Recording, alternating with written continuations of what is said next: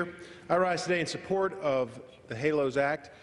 I first would like to thank the chairman of the Financial Services Committee, Mr. Hensling, for his leadership on the Jobs Act and on this issue and specifically. I'd also like to commend the efforts of Representatives Shabbat and Sinema, and it's been an honor to be able to work with them on such an important issue.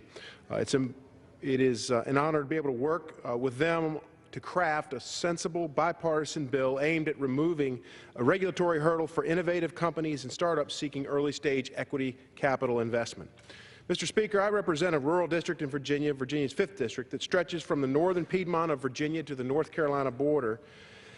As I travel across my district, a recurring theme that I hear from my constituents is that they are concerned about jobs and the economy. At a time when our economy is struggling, Congress must do everything possible to help small businesses achieve success. These entities are our nation's most dynamic job creators, and their success is essential to our economy. Earlier this year, Charlottesville, Virginia was recognized as one of the nation's fastest-growing markets for venture capital investment. Over the past 5 years, the amount of capital invested in Charlottesville has grown over 150%.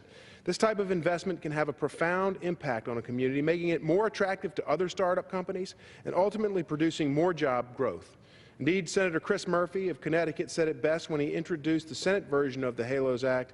I've heard from local entrepreneurs and interested backers alike that the most important thing we can do to help these businesses is make it easier for angel investors to put capital behind them, and that's exactly what our bipartisan HALOS Act will do.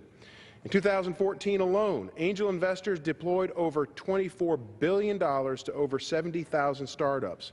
Many of these investments go into companies in their own communities and states. And beyond capital, angel investors often provide advice and guidance to help these companies succeed and create jobs.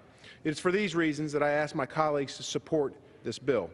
If enacted, the HALOS Act would amend the Securities Act to define an angel investor group and would clarify the definition of general solicitation so that startup enterprises would be able to continue to promote their businesses at certain events called demo days where there is no direct investment offering. The HALOS Act would alleviate the burden placed on startups with regard to privacy and compliance concerns, which often require entrepreneurs and startups to take on burdens that they do not have the means to handle.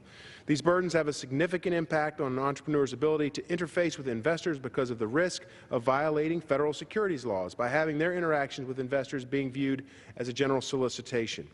HALOS would lift this burden, and it is an important step to continuing the success that this committee has achieved with the Bipartisan Jobs Act.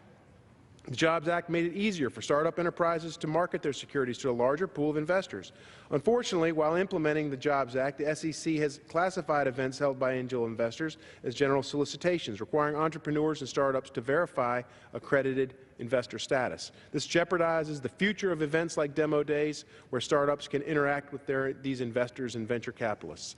The HALOS Act would simply ensure that angel funding remains available to startups by defining the term angel investor group and exempting angel investor events from being considered general solicitation.